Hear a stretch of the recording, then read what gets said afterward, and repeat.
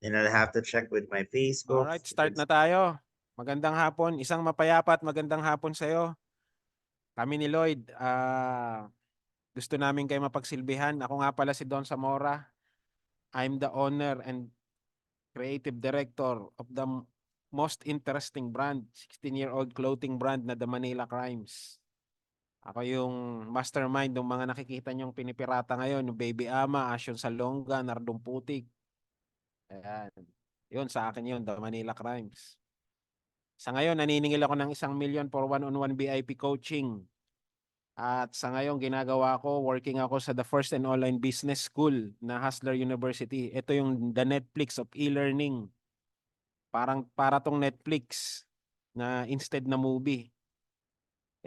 Mga learnings, branding, marketing, selling, systematization ang matututunan nyo sa loob. In 2 weeks, mag-up na tong Hustler University natin. So ito ang kauna-unahang online business school at pinakamalaking business school sa Pilipinas. hustleruniversity.com.ph. At nagagalak ako na nag-invest kayo ng your most valuable time sa ngayong hapon na to. At sisiguraduhin ko sa inyo hindi masasayang yung ininvest nyo na oras para makuha yung clarity na yon to double your sales. Ayan, umpisa na kaagad tayo. I-remind ko lang po ulit ang lahat, no, na pakipin po yung handcam at yung Don Zamora so that dalawa po yung lumabas sa inyong mga screen, okay? So Don, thank you very much for being here with us sa CLD Digitals at sa community ni Marky. I'd like to acknowledge yung support ni Marky sa atin na makapagbigay ng value sa mga sellers. Maraming salamat, Marky. And for... Magandang hapon, Marky D. Yeah, Ano? ano lang siya. Nasa Palawan kasi si Marky ngayon. So again, please Sorry. share this Zoom meeting link sa ating mga kapwa sellers so that we can also help them. No? May topic tayo na pag-uusapan ngayon. Anong topic natin doon? Ang topic natin ngayon, how to create an irresistible offer that people will feel stupid saying no to your offer. Yung tipong maiisip nila parang ang tanga ko dun bakit ko tinanggihan yung offer na yun So, paano magke-create ng, ibig sabihin ng irresistible offer? Katanggitan, hindi mo matatanggihan. Ayan. Yan ang lesson natin ngayon. Sa iisang goal to double our sales faster. Ayan, last time. Umpisa na tayo last time. Ang goal natin is to double our sales faster. Ayan. Kung ano man yan, eco man yan, kung ano man yan binibenta nyo, ang goal natin is to double your sales faster.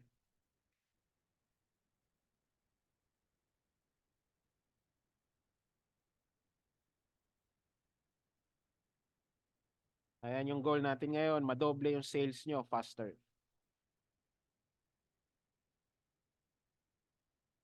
Ayan.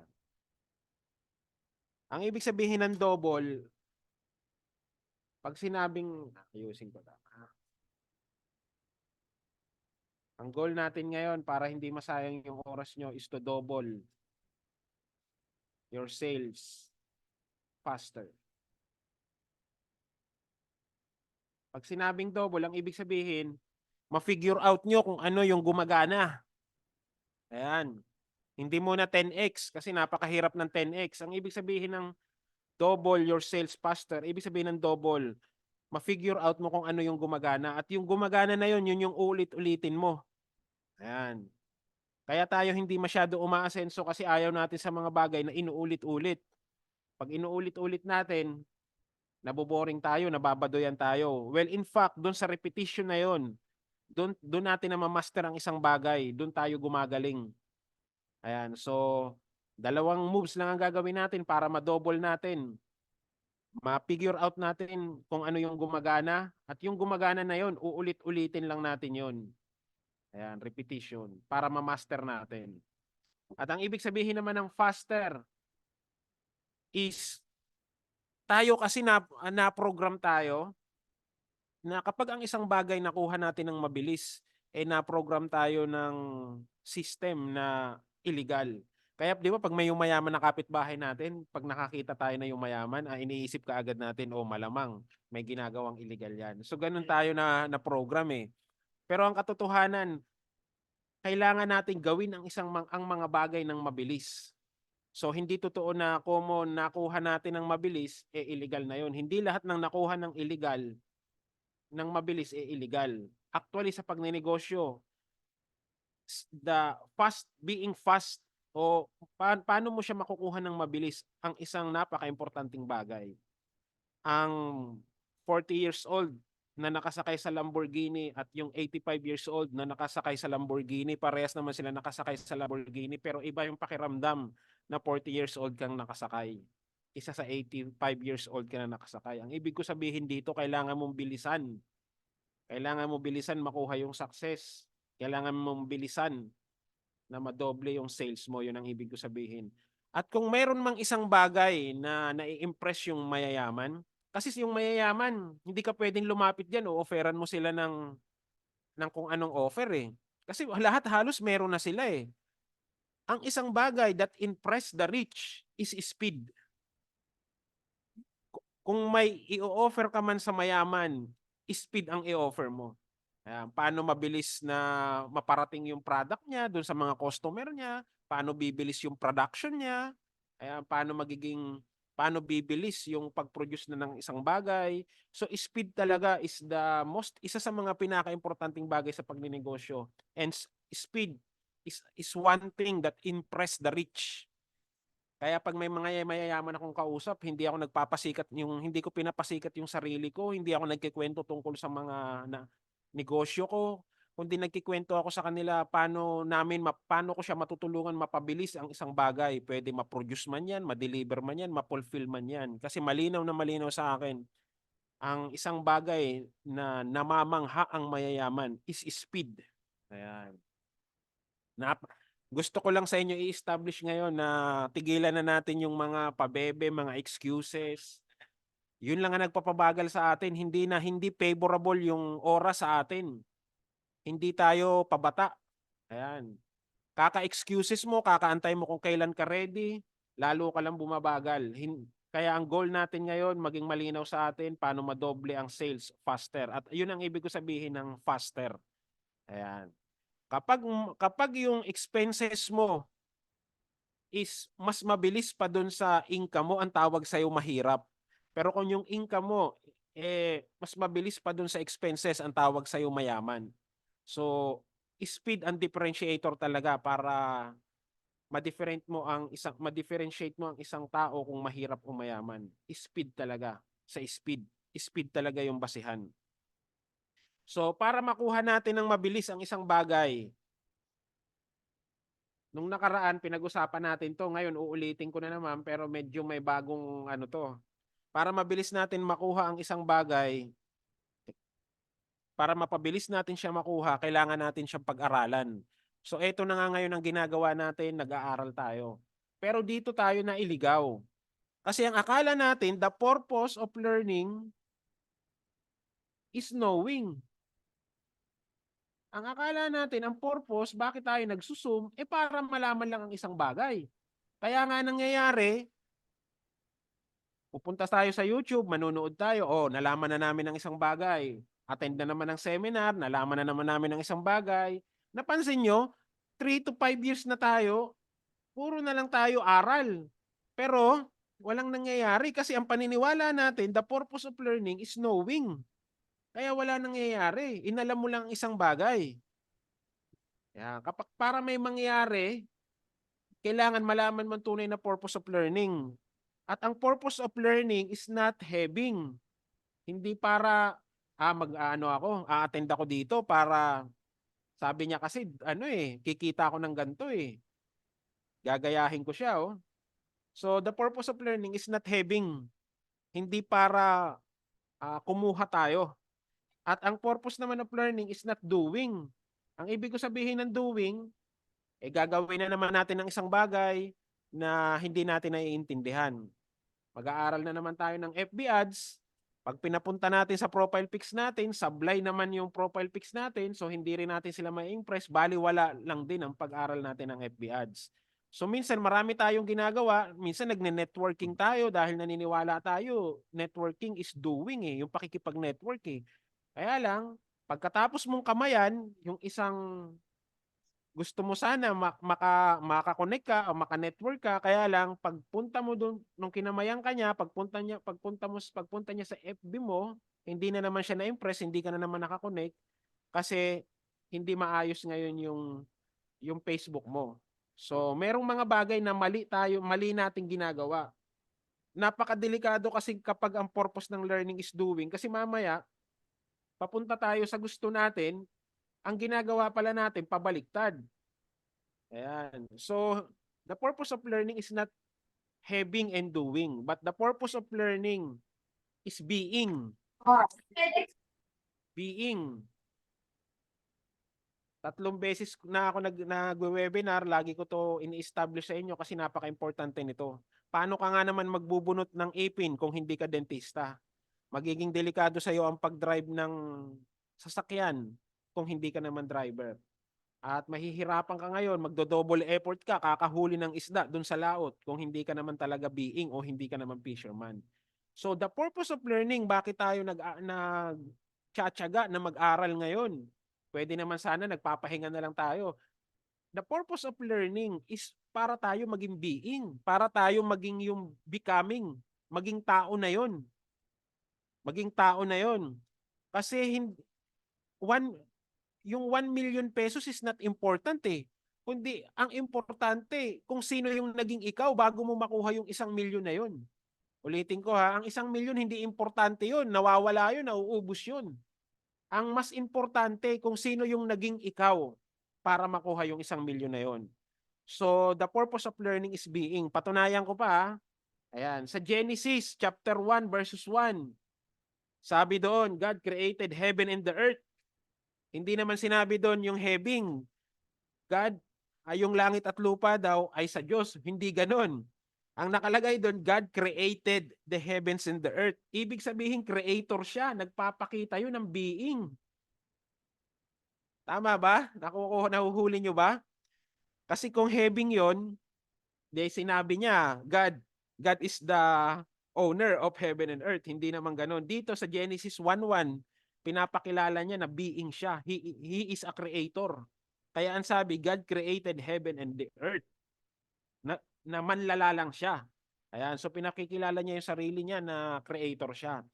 At doon naman sa katapos-tapusan ng Biblia, sa Revelation, sa mga, ito pinakahuli na book to ng Bible, sa Revelation 22:13, sabi naman dito, God is the Alpha and Omega. Hindi na naman to having at hindi na naman to doing. Being na naman to, pinapakilala niya dun sa huli. Sa una at huli, pinapakilala naman niya yung being niya. Sabi niya siya ang una at huli. So being na naman yun. At yun nga, sabi dun sa Genesis chapter 1 verse 26, tayo nilalang in the likeness of God, in the image of God. So ibig sabihin kung ang God is creator, being, ganun din dapat maging tayo. Make sense, di ba? Di ba? So, yun ang gusto kong i-establish sa inyo bago tayo mag-umpisa na the purpose of learning is dapat maging being tayo. At pag naging being tayo, yung doing magiging madali yun. At yung blessing will overflow. Kasi tayo yung naging being, madali yung doing, yung having, susunod lang yun. Sa ayaw at sa gusto mo, blessing will overflow. Kasi ikaw na yung being na effortlessly magagawa mo kung ano yung dapat mong gawin. Yung having, susunod yun. Pero ang gusto ko lang sa inyo ipunto dito that the purpose of learning every day, day in and day out, maging being tayo. Katulad nung manlalalang sa atin. Yun naman talaga kaya tayo ginawa. Make sense naman yun. Magiging magaling, makakapag-drive ka lang ng safe at makakapunta ka dun sa lugar na gusto mong puntahan kung ikaw na yung driver, ikaw na yung being na yun. So, yan ang purpose ng learning natin para tayo maging being. Yan.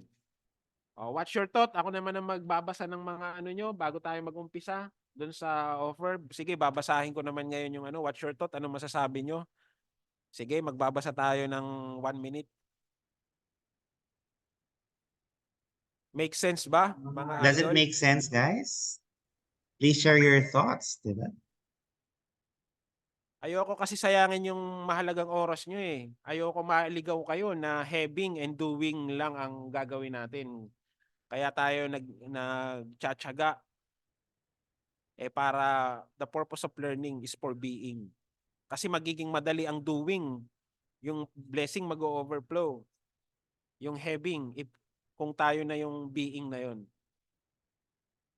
Shout out lang sa ating mga nasa live. Shout out, oh. Dada. Wilbert Delica, yun, Dada Dison, boss ko yan. Si Jom, Si Jom, Jom, magandang hapon sa'yo. Joven Alpazar. Oy, si Idol, Sir Joven Alpasar. Ano to, message? Halimaw to. Halimaw to. Si Idol, Sir Joven, magandang hapon sa'yo. At nagagalak ako na nandito ka sa Zoom meeting natin. O sige, punta na tayo doon. Ang top. O sige, yes, yes sir. That's the process of learning. Take for sense of identity, purpose, and life. Ayun, maganda yan nabanggit mo, identity and purpose in life. Actually, tatamaan niya ng lesson natin ngayon. Kaya ngayon ang premise ko eh. Ang premise ko is yung being eh. Ang sabi ni boss, how does the process of learning shape our sense of identity and purpose? Exactly, kasi yan ang offer eh.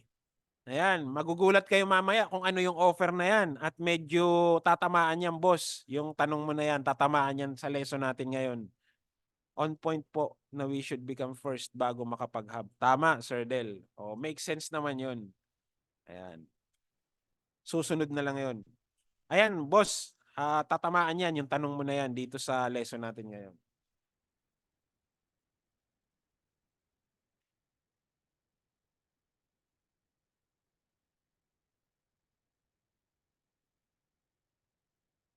Ayan, start na tayo. Ang lesson natin ngayon is how to create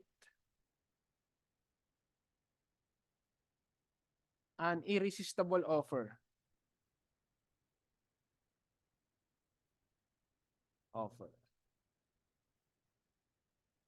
And people will feel stupid saying no to your offer. Alam nyo ba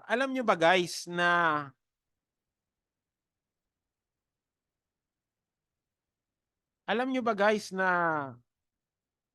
offer ang nagpapayaman sa tao? Ayan. Bakit hindi mo pa nakukuha? Bakit 100,000 pa lang ang kinikita mo ngayon at hindi pa 1,000,000? Dahil yun isa offer. Offer ang nagpapayaman sa tao. Offer ang di-deposit ng pera sa bangko natin. Ibig sabihin, offer is a form of asset. Ayan, form of asset yan ang offer na yan eh. At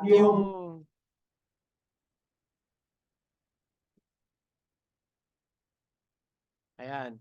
At karamihan ng tao, ang akala nila sa offer is yung buy one, take one. Ayan, buy one, take one. Akala nila yun yung offer.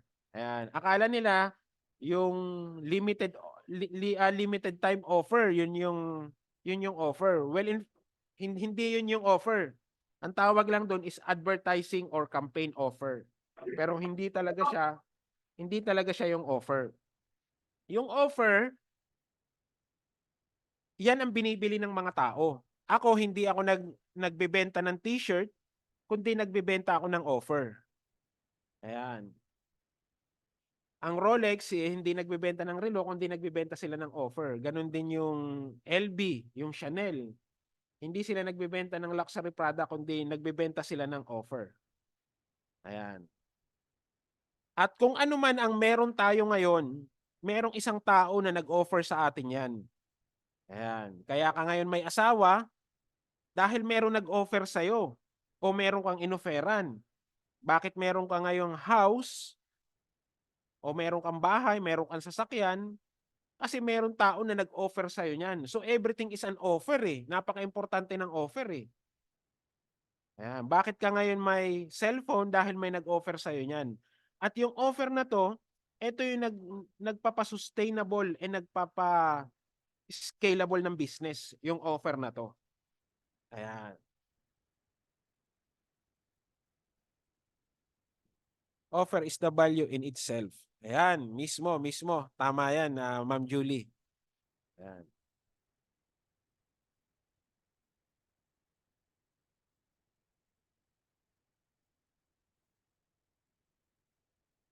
Ngayon, Meron tatlong bagay. Meron tatlong bagay kung bakit nagno-no ang mga tao sa offer mo. Ayan, alamin muna natin yung tatlong bagay kung bakit nagno-no yung mga tao sa offer mo. Number 1, wrong offer. Ayan. Bakit sila nagno-no sa offer mo? Wrong offer yun. Ang binibenta mo yung barena. Wala naman tao na gusto sa may gusto sa barena. Ang gusto ng tao yung butas na nagagawa ng barena para lagyan nila ng pako para ihang nila yung picture frame ng family nila. Ikaw naman ngayon, nag-offer ka ngayon ng barena. Ang tao ayaw naman talaga ng Coke. Maasukal yung Coke, nakaka-diabetes ang Coke eh. Kaya lang yung Coke, nag-offer sila ngayon ng friendship, happiness, at kasalo mo araw-araw sa tuwing kakain ka. So, yun ang ino-offer nila. Yung Starbucks, hindi naman nag-o-offer ng kape. Ang ino-offer nila, yung place na malamig, komportable, para makapagkwentuhan kayo ng crush mo, ng mahal mo sa buhay. Yun ang ino-offer ngayon ng Starbucks. So, bakit may mga tao na ayaw sa offer mo? Number 1, unang-una, mali ngayon yung offer mo. Yan. Bakit mali ang offer mo? Unang-una, wala siyang real pain. Walang pain na nasusolve. Or minsan naman merong pain pero hindi yun yung na-offer mo. Katulad ng barena, wala naman tao may gusto talaga sa barena, so barena ang ino-offer mo. Ayan. Walang pain. At kung i-offer mo man yung offer na yon, you are offering through ROI. You are offering through return on investment. Example, bilhin mo tong tubig, ayan, bilhin mo tong tubig, magiging refreshing to, masasarapan ka dito. Ayan, kaya hindi nila masyado binibili yung offer mo kasi you are offering through ROI, you are promising the future eh. Parang ang nangyayari, sagutin mo ako ngayon, bibigyan kita ng magandang buhay. Paano kung sinagot na kita, hindi mo naman ako nabigyan ng magandang buhay? Usually, ganun tayo mag-sell eh. Bilhin mo tong product ko, makakabuti to sa'yo, puro ROI, return of investment. Kaya lang, paano nga? Parang you are selling the future. Paano nga kung hindi talaga sila maniwala? Ayan. So dapat i-offer mo yung offer na yon through COI, cost of inaction. Ano yung magiging cost sa kanila kapag hindi nila binili yung product na to? Ano yung magiging cost sa kanila kapag hindi nila binili yung tubig na to? Ayan. Magkakaroon sila ng sakit kasi hindi nila binili yung tubig na to. Kapag hindi nila binili yung drill, hindi nila masasabit o yung picture frame na yon, hindi nila mapapasaya yung mga mahal nila sa buhay. So yung offer na yon, kailangan merong pain pero hindi natin siya i-offer through ROI. Hindi lang ROI o return on investment, kundi COI, return, cost of inaction, hindi return on investment. Ayan. Ano yung cost na yon? Ano yung cost na yon na mawawala sa kanila kapag hindi nila binili yung offer mo na yon? Ano yung mawawala sa kanila? Ano yung cost sa kanila kapag hindi nila binili yung offer na yon? So, kailangan para mabili yung offer na yon, i-offer natin siya through cost of inaction. Ano yung magiging cost sa kanila kapag hindi nila binili yung offer na yon? Ayan. Ayan. Pangalawa, walang real pleasure. Ayan. Hindi mo ngayon don't sell the airplane, sell the destination. Ayan. Wala silang pakialam sa process. Ang gusto lang naman nila kung ano yung mapapala nila. Wala silang pakialam sa airplane kung gaano kaganda yan, destination. Ang gusto nila yung destination. So isi-sell mo ngayon yung Boracay, hindi yung airplane. Isi-sell mo ngayon yung destination, yung Boracay na may white sand doon, masarap ang pagkain doon, maraming mga babae doon na naka-bathing suit. Yun ang ngayon ang isi-sell mo. Yung ngayon ang ibebenta mo. Yun ngayon ang i-offer mo. Hindi yung process. Walang may gusto sa process. Ayan. Ang gusto lang nila yung what's in it for them, yung destination, yun ang i-sell mo ngayon. So don't sell the airplane, sell the destination. Yung pleasure, yun ang ibenta mo. Ayan. Pangatlo, para hindi maging wrong ang offer, kailangan meron real payoff. Meron tinatawag, hindi lang basta information. Ayan. Kailangan meron din transformation.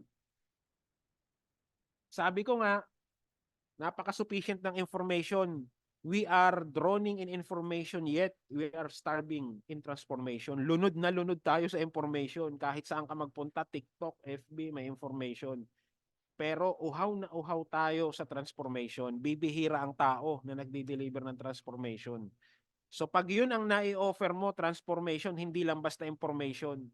Pag transformation ng ano mo, doon nagiging irresistible yung offer na yun. Ayan. So i-summary ko lang, kaya kaya maraming tao ang nagno-no sa offer mo dahil wrong offer ang ino-offer mo. So para maging tamang offer siya, kailangan merong pain. Ayan, number 1, merong pain na masosolve. At i-sell mo to through COI, hindi lang basta ROI. Mas madaling ibenta yung pain reliever kaysa sa vitamins. Kunyari, may sumakit yung tiyan.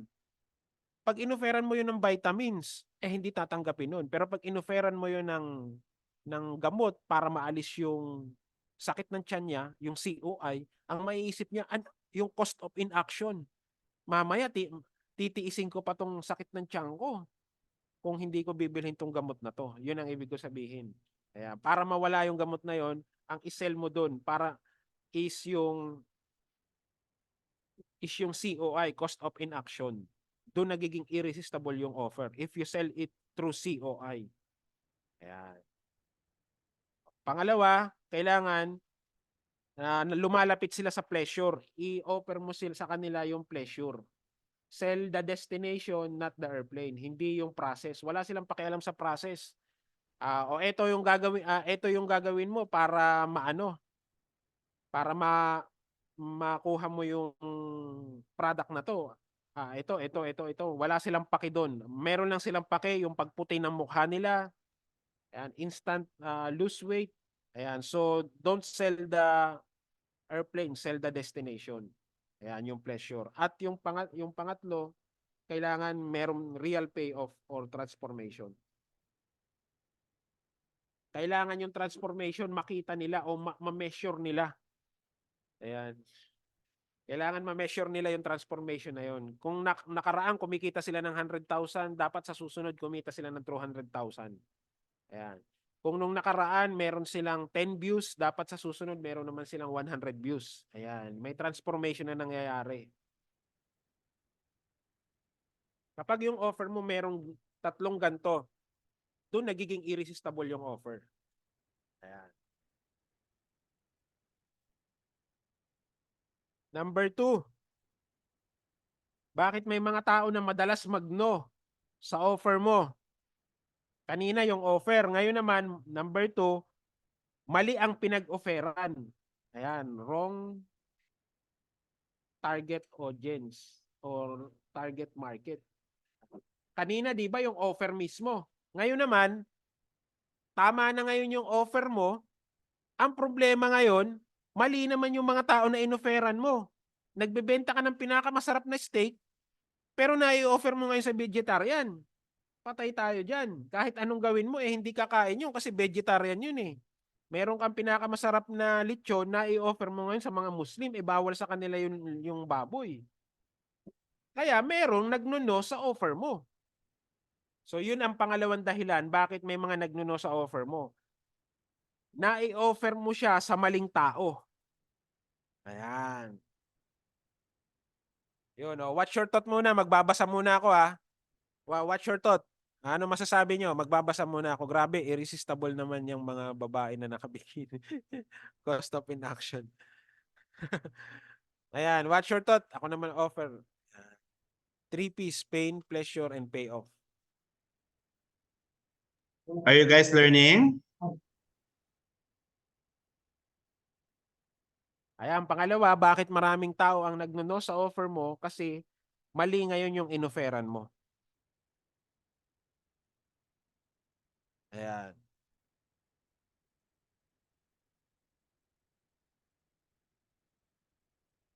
O, pangatlo, bakit maraming tao ngayon ang nagno-no sa offer mo? Dami ko natutunan na, malaki ang help. Ayan. O ngayon, sino yung mga tao na yon? Sino yung mga tao na yon na sinasabi nating mali? Merong apat na klase ng tao o offeran. Yan, 4 types of buyer na or o-offeran. Yan. Unang-una, ito yung mga price buyer. Itong mga klase ng buyer na to, bumibili to through price. Ayan, ito yung mga mahilig sa sale. Ayan. Ayan, mga mahilig sa sale. Ito yung mga mahihilig sa mga good deal. Ayan, good deal. Itong mga tao na to na o-offeran, bumibili sila base sa price. Wala silang pakialam sa quality. Basta the price is right, o parang sulit, bibili sila. O kukunin nila yung offer. Ayan. Yan yung mga tinatawag na price buyer. Ayan.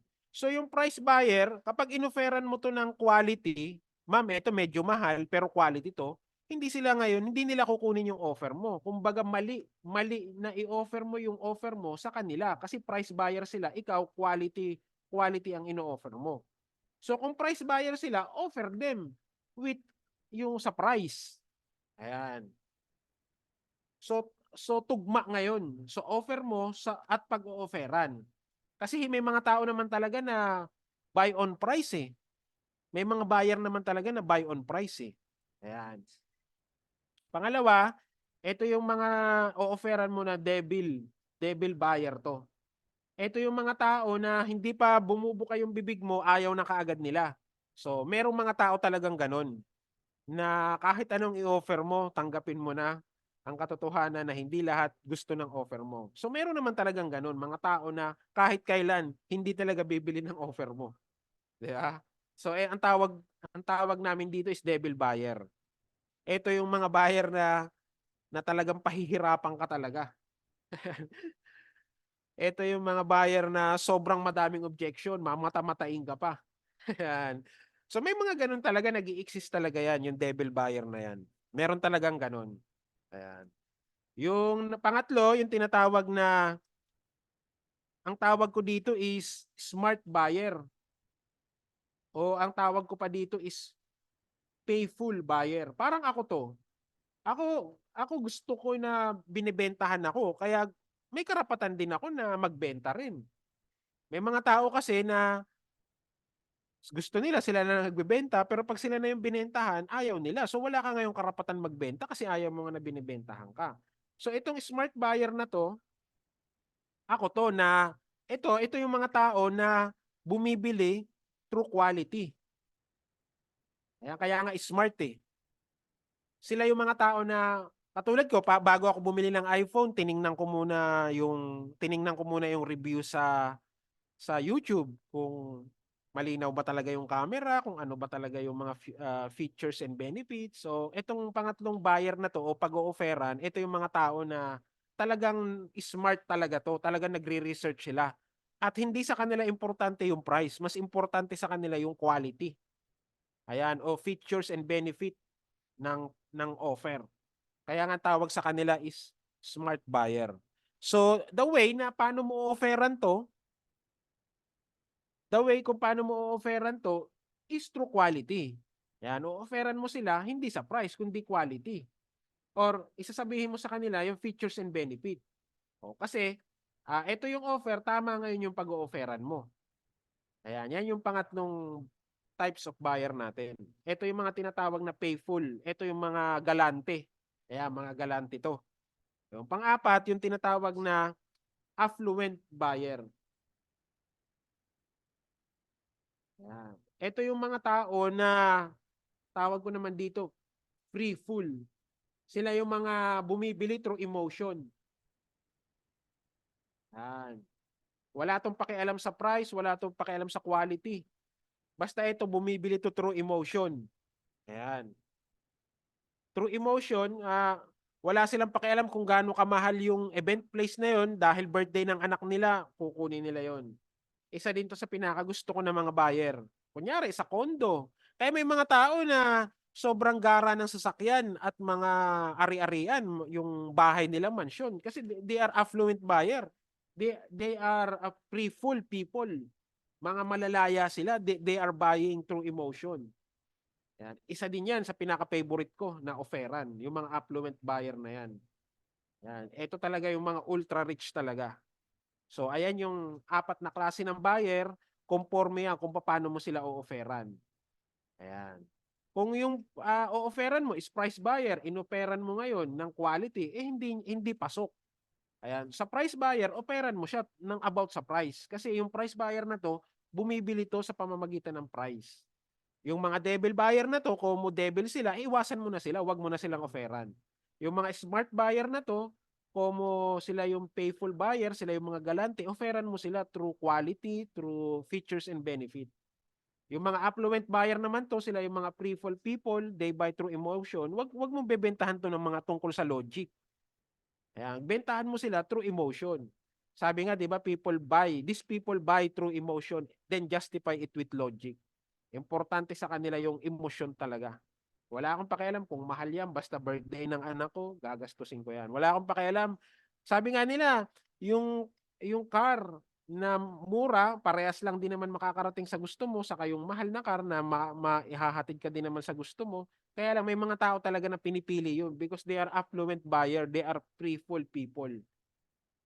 They are buying through emotion. So dapat the way na pag-offer mo sa kanila is through emotion naman. Ayan. So yan ang 4 na types of buyer na pag-o-offeran mo. Kapag tama yung types of buyer at tama yung pagkaka-offer mo, doon nagiging irresistible ang isang offer.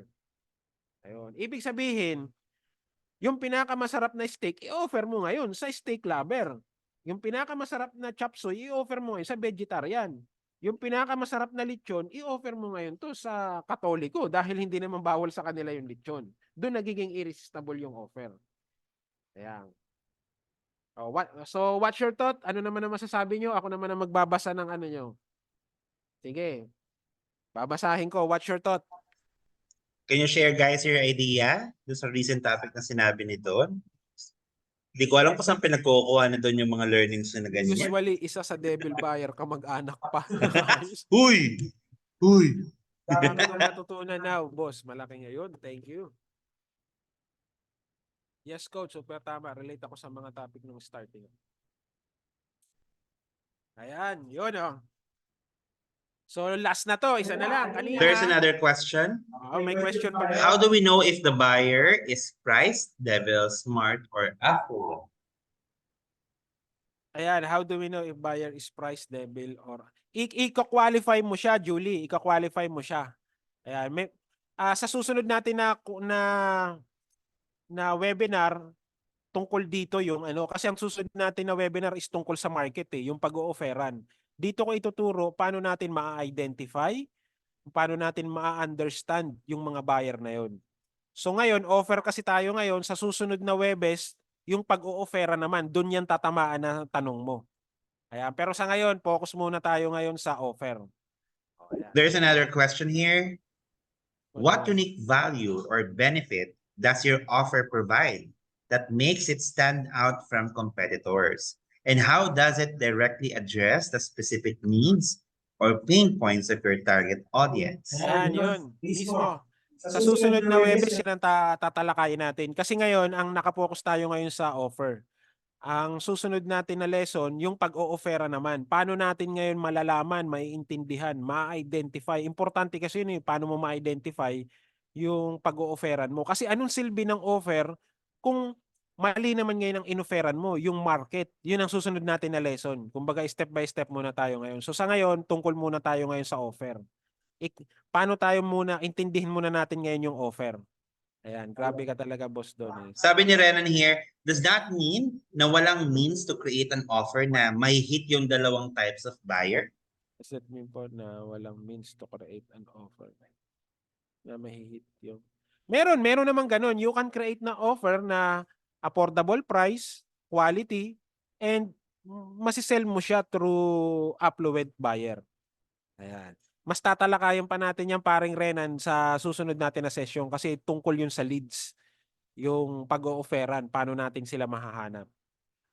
Kaabang-abang na kabanata. Oo, sa ngayon muna, offer muna. Oo. Kanina, kaya maraming nagno-no sa atin, sa offer natin, unang-una, mali yung offer natin. Yung product mismo or services, yun yung ibig sabihin nun. Pangalawa naman, mali naman ngayon yung in-offeran. Ayan, oo. Pangatlo, eto na ngayon ang pinakapaborito ko, magandang yun. Yung pangatlo naman, kaya maraming nagno-no sa offer natin, is mali ang nag-offer. Wrong person ang nag-offer. Kanina, mali yung product, mali yung in-offeran, ngayon naman, ikaw naman ngayon ang mali. Yung nag-offer naman, wrong person. Kaya ngayon, maraming nagno-no sa offer mo at hindi siya nagiging irresistible. Ayan, eto mahiwaga to ha. Mahiwaga to, pay attention kayo dito. Ang tanong, oo, ito talaga yung pinaka-problema. Yung product, madali na lang yun, saka yung pag-o-offeran eh. Ang pinaka-problema talaga, itong pangatlo, yung wrong person. Paano natin i-gather yung data in market research? Yun, eksakto. Ayan, paring purge. Yun nga yung sa susunod natin na session. Yung sa leads naman kasi yun eh. Ito ngayon yung offer, sa susunod naman yung market o yung leads. Ito yung sinasabi mo paano magagather yung data sa market research para makagawa ng tamang offer. Yun. Yun muna yun. Kasi ang paniniwala natin, hinahanap natin yung pag-o-offeran. Mali yun. Yung offer, yung mga o-offeran, yung ang naghahanap sa atin. Kasi iba na kasi ang approach ngayon eh. Ang akala ng marami, hinahanap mo yung client mo or yung buyer mo.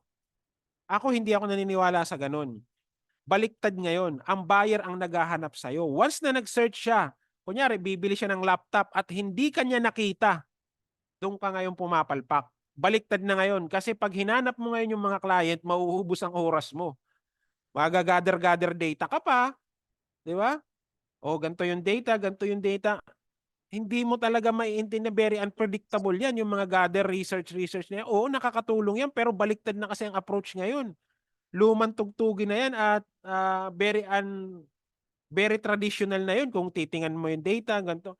Ang pinaka-the best ngayon na na strategy, kailangan ang mga customer ngayon na naghahanap sa iyo, kailangan pag nag-type sila ng search, ikaw ang una nila makita. At kung paano yun yung tatalakayin natin sa Webes. Ayan. Or saan igagathered. Oo. Actually, very complicated yan. Saan igagathered mga data. Actually, hindi talaga yan eh.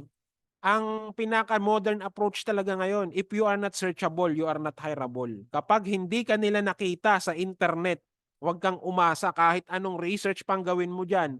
Kahit i-gather mo pa yan, hindi yan uubra. Kasi if you are not searchable, you are not hireable. Kapag hindi ka nila nakita ngayon. Actually, kapag hindi ka nila nakita sa internet, operan mo sila, magiging scam ka eh. Kahit maganda pa yung offer mo eh. Kahit ginather mo pa yan. O ngayon, baliktad naman ngayon. Yung mga masasama na naman ngayon ng ugali, mga scammer, very consistent lang sila ngayon nagpapakita sa internet. Kaya ngayon, hindi tuloy natin maramdaman na, di ba? Sige, tama na muna. Dito muna tayo sa wrong offer.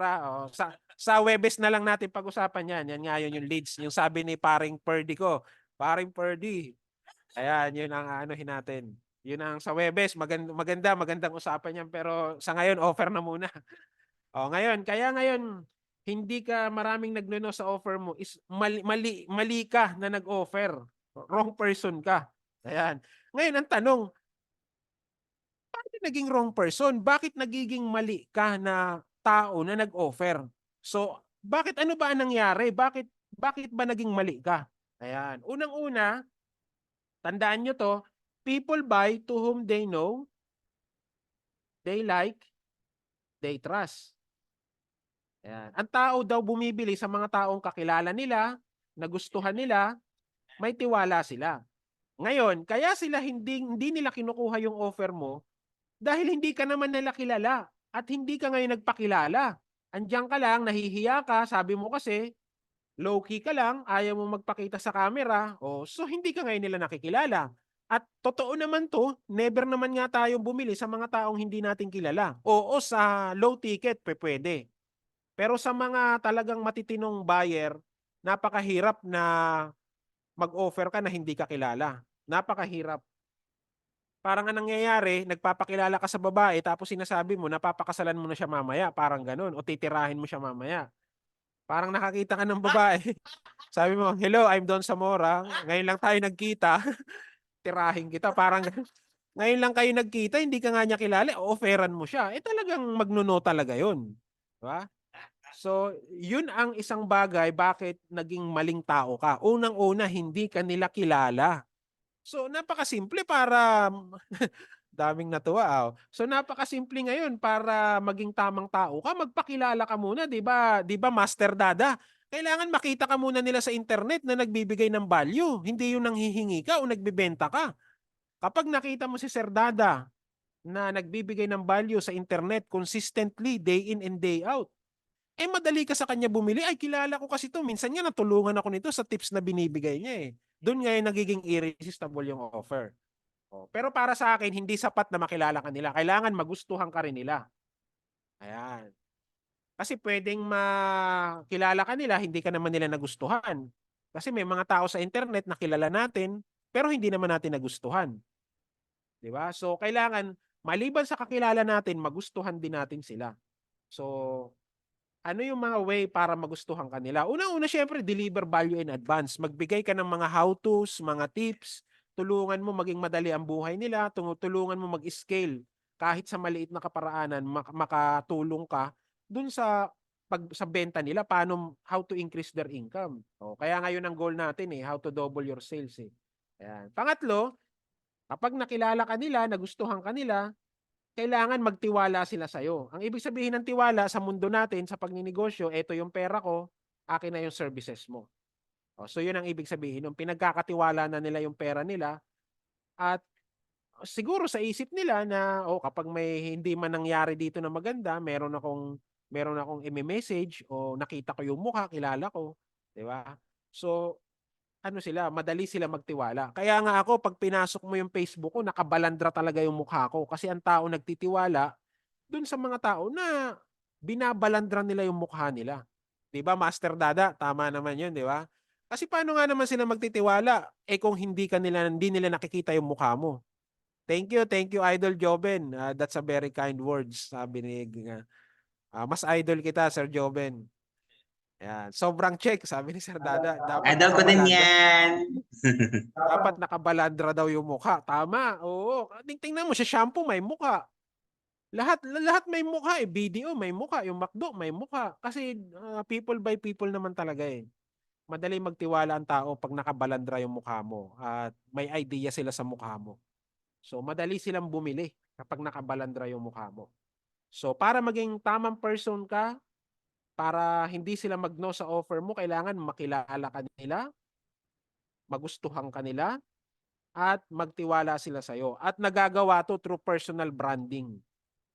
Eto yung tinatawag na eto yung tanong kanina na ng isang ano natin, kung tama ka dun. Yun ang ibig sabihin ng offer. Offer is your identity. Yan, identity. Ayan, yan ang ibig sabihin ng offer, yung identity mo. Ayan. Yung tinatawag na personal branding.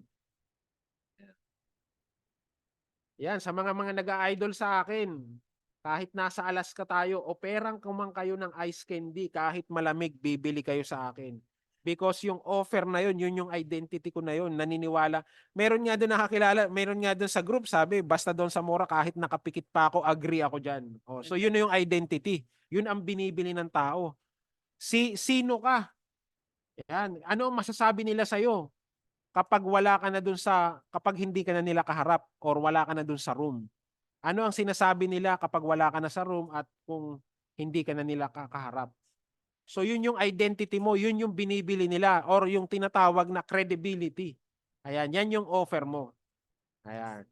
Yung mga tao, hindi naman talaga nila binibili yung pares kundi ang binibili nila yung ano, si Diwata. Yung offer kasi yung tao eh, si Diwata, yung identity ni Diwata na sobrang simple lang na tao. Yun ang binibili ng mga tao.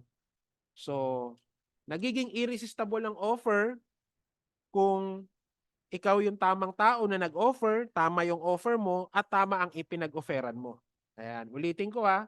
Kailan nagiging irresistible yung offer? Nagiging irresistible ang offer at people will feel stupid saying no to your offer. Kung ikaw yung tao na may daladalang tamang offer at in-offer mo ngayon sa mga tamang tao din. Ayan. Yung tamang offer, tamang tao, tamang pinag-offeran. Doon nagiging irresistible yung offer na yun. Pag yung tatlo na yun, meron nun, nagiging irresistible yung offer na yun. Ayan. O, ayan lang. Ano masasabi nyo? Basta Don Zamora, pangutira ako dyan mismo.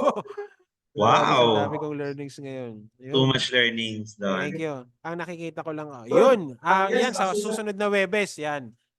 Yung logo company. Ayan, bakit walang bumibili? Tama, kasi ang offer, ang personal branding may tatlong ano yan eh, may triangle ng branding eh. Yung personal branding, yung company, andyan yung logo, yung product.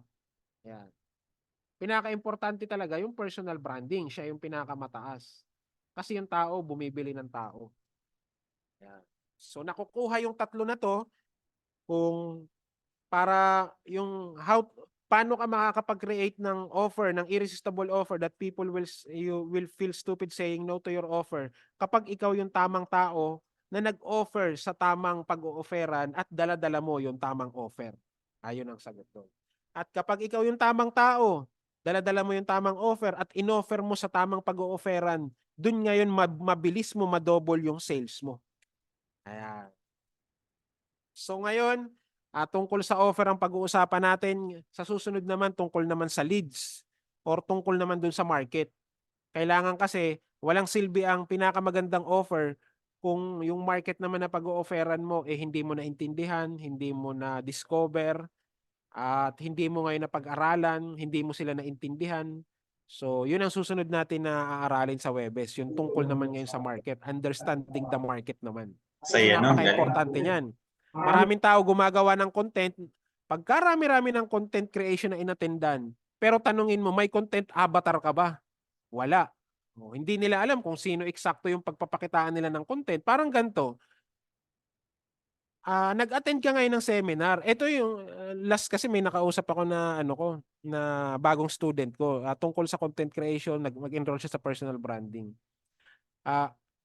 Ang goal daw niya is makapag-close daw ng mga high-end clients. Pero yung content niya tungkol sa utang. Kaya ngayon, nung nag-offer siya ngayon ng offer niya na high ticket premium offer, walang bumili. Paano? Puro utang ngayon ang content mo. Sino ma-attract mo ngayon nun? Yung may mga tao, may mga utang. O bakit nagkaganon? Dahil hindi mo naintindihan yung market mo. Ayan. So, yun ang susunod natin na pag-uusapan sa susunod na Webes.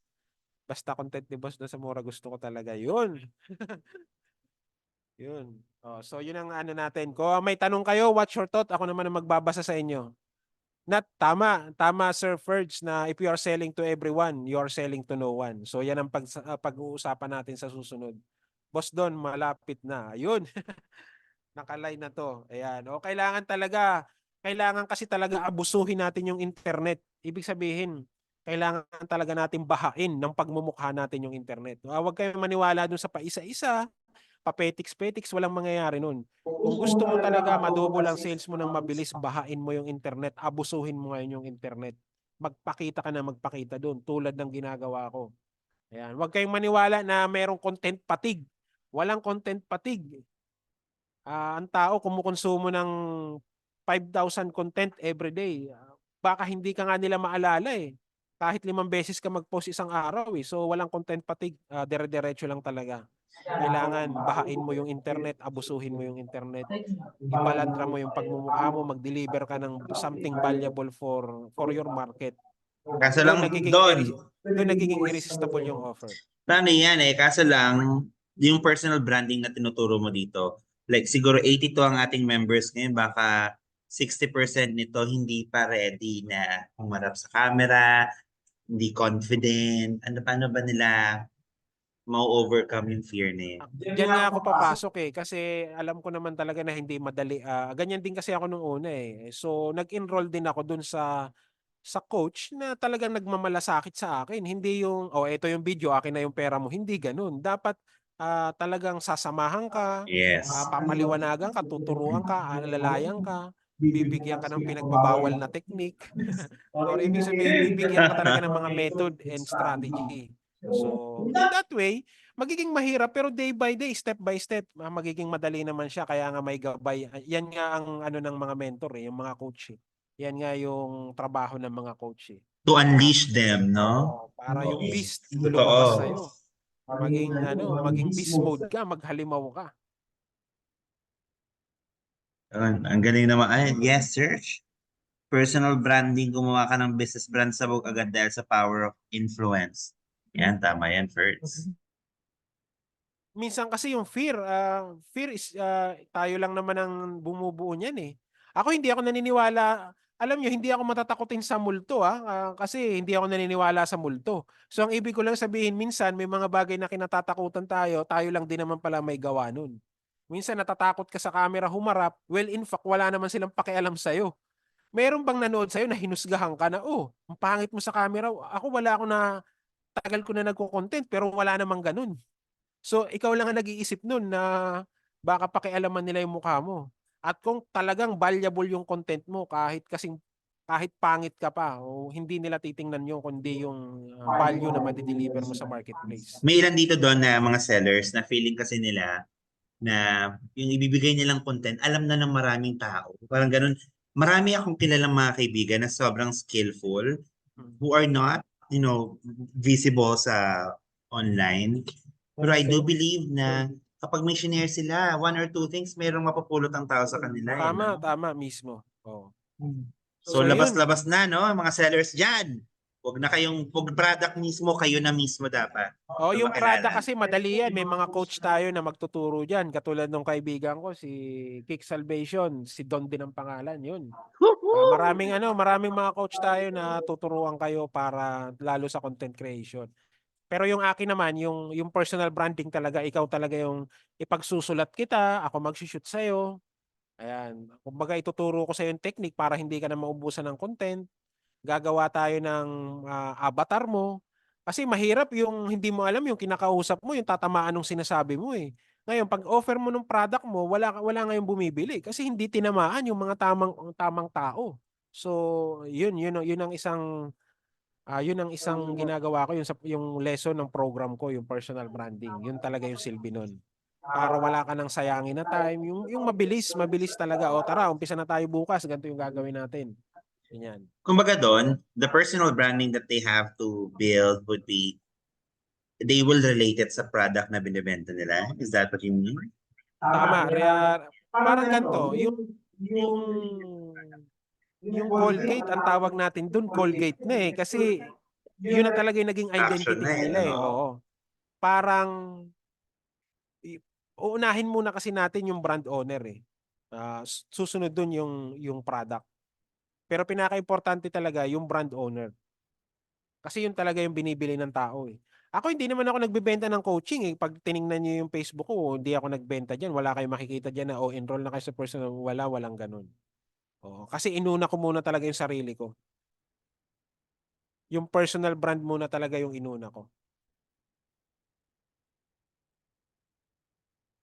Kasi magpuway mo na ng bayo kasi diyan mapapataas yung branding. Uy, maganda yung tanong ni Ryan, no? Good afternoon, Sir Don. Paano po lumalabas ang confidence sa sales? Yun, napakagandang tanong yan. Pero ito ilang beses ko na sinagot to, yung confidence sa sale. Kaya isa to sa mga favorite na tanong. Madalas to tinatanong sa akin. Alam mo ba, Ryan, ang ibig sabihin kasi ng confidence, ang ibig sabihin ng confidence, Ryan, yung uupo ka sa upuan, tapos pag sandal mo, confidence ka. Ang ibig sabihin, naniniwala ka na meron kang sasandalan. Yun ang ibig sabihin ng confidence Confidence ka. Eto medyo masakit Nabibitawan ko ngayon. Kaya hindi mo nakukuha yung confidence na yan kasi lagi ka nagsisinungaling sa sarili mo. Huy! Kaya hindi ka Huy, ngayon Don! nagkakaroon ng confidence. Parang example ganito Huy! sasabihin mo ngayon sa sarili ko, magpapakita na ako sa camera. Pero hindi mo naman ngayon tinupad. So ngayon, paano ka ngayon magpapakita ng confidence na sa sarili mo pa lang, sira ka na kaagad, sumablay ka na. So yung confidence na yan, nakukuha yan unang-una sa sarili mo. Kaya pag nag-enroll ka sa akin ng personal brand, yan ang unang lesson ko. Wag na wag ka magsisinungaling sa sarili mo. At once na hindi ka na marunong magsinungaling sa sarili mo, diyan mo makukuha yung tinatawag na confidence. Pustahan tayo. Never in your life nakakailanganin mo pa yung mga kontrata na yan. Yung mga student ko, wala naman kami kontrata eh.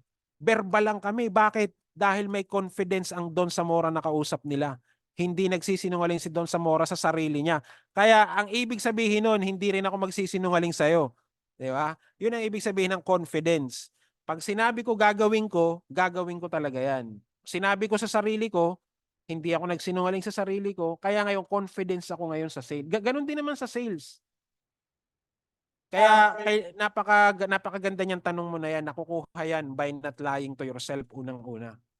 Siguro maybe hindi mo maintindihan yung sinasabi ko ngayon dahil freestyle lang to at kapos tayo sa oras. Pero kung sakali man yan talagang essence ng personal branding ko. Huwag kang magsisinungaling sa sarili mo. At kapag marunong ka na hindi magsinungaling sa sarili mo, everything will follow. Doon mo makukuha yung confidence na tinatawag. Yung totoong meaning ng confidence. Hindi yung napipikein mo lang na ganto ganyan, hindi yun yung confidence. Ang confidence na kukuha kapag hindi ka na nagsisinungaling sa sarili mo. At baka ngayon, hindi mo na mamalayan, sasabihin mo, hindi naman ako nagsisinungaling sa sarili ko, pero maraming beses na nagsinungaling ka na sa sarili mo. Sabi mo, magda-diet ka na, sabi mo, titigilan mo na yung coke dahil maasukal, sabi mo, titigilan mo na yung yosi, sabi mo, gigising ka na ng maaga para productive ka. Maraming bagay na nagsinungaling ka sa sarili mo, hindi mo lang naramdaman. Kaya ngayon, pagdating sa ibang tao, hindi ka ngayong confidence. Kasi sa sarili mo nga, nagsinungaling ka eh. Hindi mo na i-deliver eh. Paano pa kaya sa ibang tao? So, napakasimple ng gamot niyan.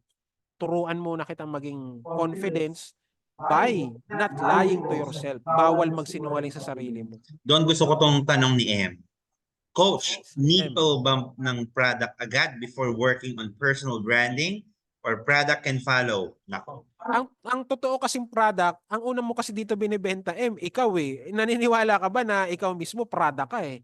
So para kaya yun nga ang silbi ng personal branding eh, ma-productize mo yung sarili mo eh. Parang ako, meron akong siguro 15 business, may mascot ako, may gold ako, meron akong property loan, marami akong negosyo eh, pero hindi naman talaga yun eh. Ang una talaga naging product, yung sarili ko eh, naging product muna ako eh, ako muna eh. So ang sagot ko dito, kailangan ma-productize mo muna yung sarili mo. Masusunod na lang yan, yung tinatawag na, yung product na literal na kunyari, sabon, ayan. So susunod na lang yan. Napaka-importante kasi doon kasi nagiging scalable ang business eh at nagiging sustainable eh. Pag naging personal brand ka eh, pag naging brand mismo yung tao eh. At yun naman ang dahilan bakit hindi nagiging sustainable ang isang product dahil ang binabrand lang talaga nila yung product lang. Yun, madaling maano yun eh, madaling magaya yun, madaling minsan babaan lang ng iba yung presyo nila, wala ka na. So pag personal brand mo yung sarili mo, doon ka ngayon nagiging sustainable. Parang si Glenda, si Rosmar, mga brand to eh, hindi naman to talaga mga brand ng sabon eh, kundi mga personal brand to eh. Kaya katulad nga ni Diwata, personal brand na to eh. At hindi rin magtatagal yun, nag-reach out nga sa akin yung ano ni Diwata eh, na yun, magpapa-advise sila sa akin eh. So, kasi gusto nila mag-expand eh. So, yun talaga, doon talaga tayo nakapokus sa tao talaga. Kasi yun talaga yung personal brand. Yun talaga yung binibili una. Yun talagang pinaproductize muna. Ayun. Another question here from Hilda de la Cruz. Yung pagharap ba sa camera by live selling or reels, need ba talaga yun kahit nasa platform ka lang nagbebenta? Sa ako ma'am, dapat yung nagla-live selling, dapat hindi ikaw yun. Kasi habang nagla-live selling ka, hindi mo kasi trabaho ma'am ang live selling eh. Ang trabaho mo kasi mag-deliver ng value sa marketplace through content creation. Kasi doon ka lang nagkakaroon ng value kapag nakakapag-deliver ka ng value eh. Yung live selling, hindi ka naman nakakabigay ng value doon. Actually, nangunguha ka pa nga doon kasi nagbebenta ka eh. So, iba dapat ang gumagawa ng live selling. Maybe yung mga tao mo. Pero sa pagharap ng camera, dapat unang-una ang purpose niyan is makapagbigay ka ng value. Ano naman yan ang purpose ng pagbibigay ng value? Makabuild ka ng community na pag-o-offeran mo. Kasi pag hindi ka nakakapagbigay ng value, wala kang mabibuild na community. So talagang magkakadugtong yan. May mga purpose yan. Ang purpose ng pagharap sa camera is to build community. Na anytime na may offer ka, parang ganito, si Diwata, nag-build muna siya ng community niya. No? Nagpakita siya, nakakapag-build siya ng community. So ngayon, talagang nag-snowball effect na siya, kaya ngayon meron siyang pag-o-offeran. So ang purpose ng pagpapakita sa camera hindi para magpasikat, kundi magbigay ng value. At kung talagang doon ka nakapokus sa pagbibigay ng value, wala kang pakialam kung ano magiging itsura mo. Minsan nga ikaw lang ang nag-iisip nun eh. Ako wala naman ako pakialam kung malaki yung eye bag ko eh. Kasi ang goal ko talaga ngayon makapagbigay sa inyo ng value eh. At mapadami yung community natin. Oh, so yun mamang sagot ko doon. Wow, thank you very much, Don. Powerful. All right. Kaya napaka-importante talaga ng personal branding. Actually, yung personal branding, siya talaga yung foundation eh. Siya talaga yung foundation ng business eh. Kaya napaka-importante ng ng branding. Lahat ng bagay na gagawin gagawin mo sa negosyo na uuwi sa personal branding. Ang negosyo, yung mga process na yan, branding, marketing, selling, hindi naman namamali yan eh. Ang namamali talaga yung business owner eh. So marapat lang naunahin talaga natin yung business owner, yung personal brand mismo talaga. So, kasi yung offer na yan, yan yung personal brand, ikaw mismo yan. So, dapat maayos ka. Maayos kita. So, yun ang namin, yun ang goal namin ni Lloyd. Hindi ko kayo hahanap buhayin sa singil ko sa inyo. Kasi actually, naniningil ako dyan ng 120,000 eh. So, I just want to bless you. Gusto ko i-offer sa iyo ng 32,000 kung magde-decide ka kaagad, sabi ko nga kay Lloyd. So, 32,000 ko lang sa iyo ibibigay. So, parang panggas ko lang yan. So, hindi hindi ko kailangan ng 32,000 mag-enroll kayo hindi. Marami akong student, profitable ang business ko. So yan, yung 32,000 na yan, parang simboliko lang yan na seryoso ka. Kasi hindi pa pwedeng sasabihin mo sa akin all in ka tapos sa 32,000 alanganin ka. Hindi ganun. Naglolokohan lang tayong ganun. Kung talagang all in ka, eto coach, 32,000 symbol ng ko, panggastos natin, pang mo, kahit papaano, 'di ba? Mahalaga yung time mo. So yan ang taya ko. Hindi yan para sa akin, taya mo yan sa sarili mo. So 120 ang singil ko diyan. I just wanna bless you kaya bibigay ko sa iyo na 32K yan at uumpisahan kaagad natin yan. Kasi long game yung branding na yan Yes. eh. Hindi yan nadadaan sa 1 week lang eh. Talagang kapag nag-enroll ka sa akin, alam mo yan ang mga naka-enroll sa akin na long game talaga yan eh. Okay. Kaya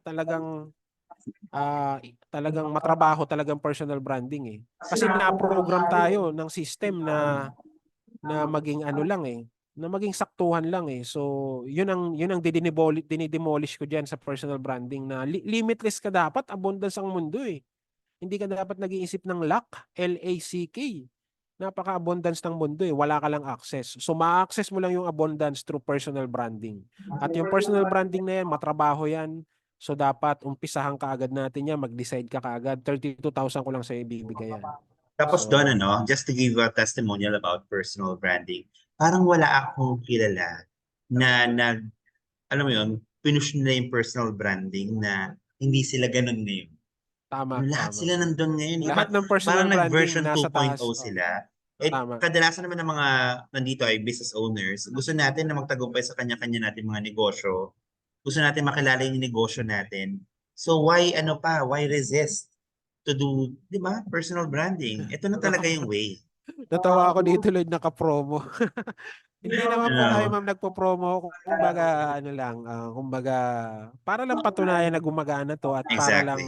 para lang wala na tayong pag-usapan kaya binibigay ko ng 32,000 no. Maybe natin as a promo. Mm-mm. So mag-decide ka lang ngayon, 32,000 ko sa ibibigay. Pagkatapos nito, hindi ko na mabibigay ng 32,000. Kaya kumbaga itong na 'to, ngayon lang 'tong offer na 'to na 32,000. Kasi the personal branding, that's a long game. Technically, si Don na ang mag-groom sa'yo to be, someone as you never expected to be. Talagang igugurong ka niya. Siguro, Don, bigay ka ng ilang mga personalities that you're like, that you have influenced before. Para sa ilan dito, we have 85 already. Baka may mga ilan pa na, sino ba to si Don? Ano bang pinagkasabi nito? Pero iba yung napupulot nila ngayon, Don. Siguro Lloyd, pwede natin i-type yung Facebook ko, no, para may idea sila. Alright. I-add nyo ako doon para makita nyo lang Sige. yung branding kung papaano binabrand yung sarili. Kasi dalawang personal branding yung sarili mo, yung totoong sarili mo outside the online world at yung digital avatar mo. Which is yun yung Facebook profile mo, yung social media profile mo. So yun ang aayusin natin. Yung sarili mo mismo saka yung digital mo.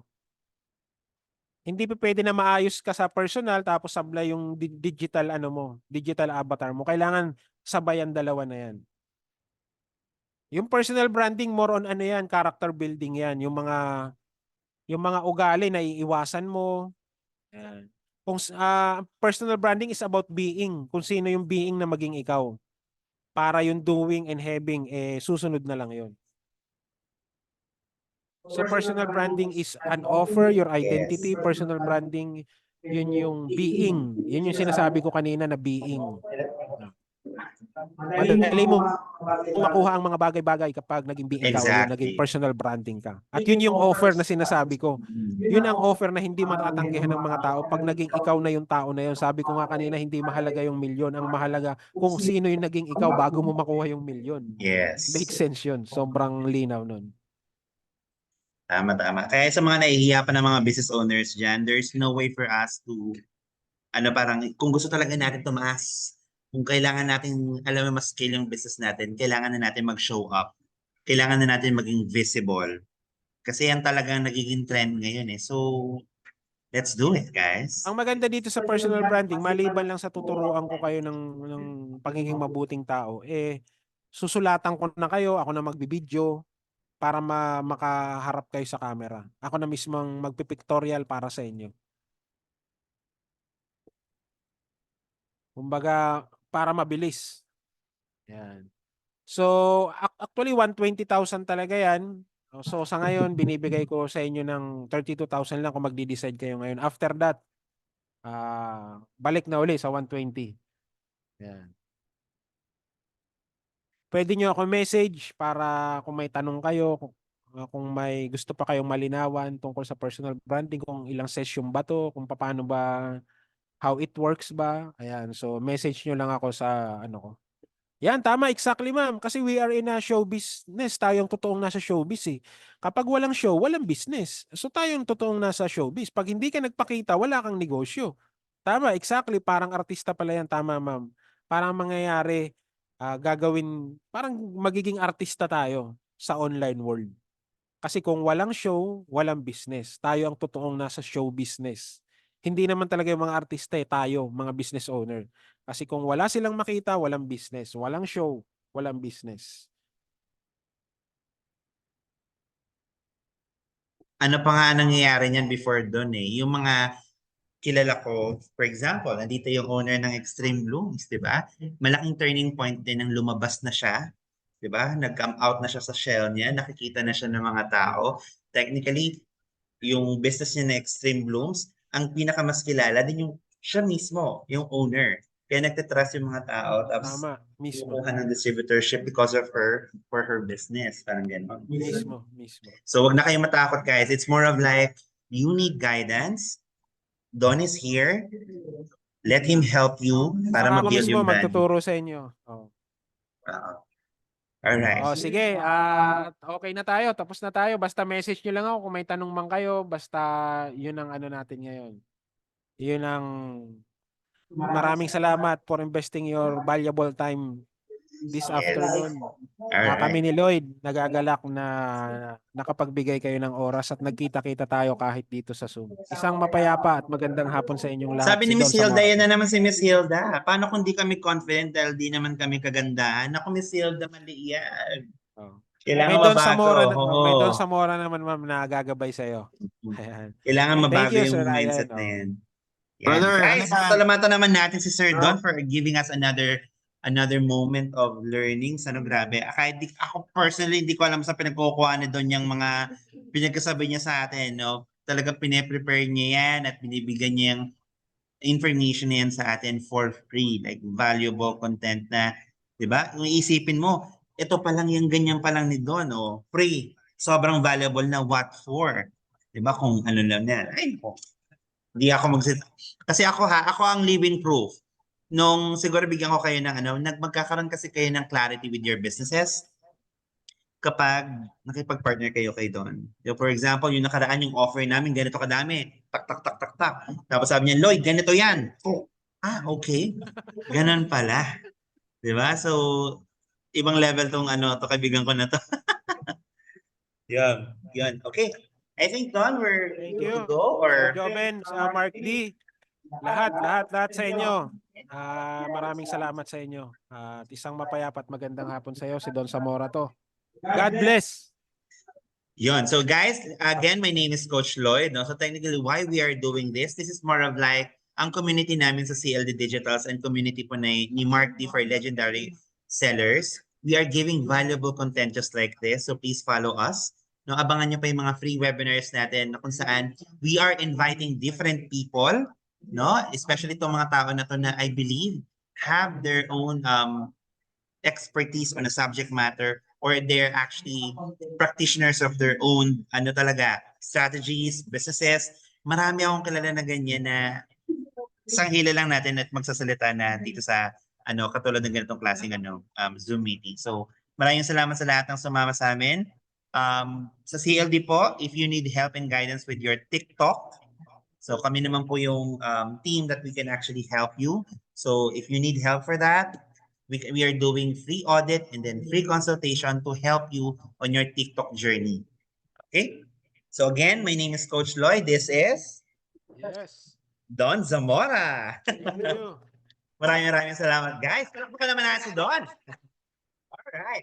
So again, let's have another webinar by next week. Prepare na lang po kami. Bibigay po kami ng another schedule for the week, no? And sana makasama pa rin po namin kayo. Maraming salamat everyone and see you po sa ating next episode. Bye. Mahal na mahal po namin kayo ni Mark D. Don, maraming salamat. Puso. Bye-bye everyone. Bye.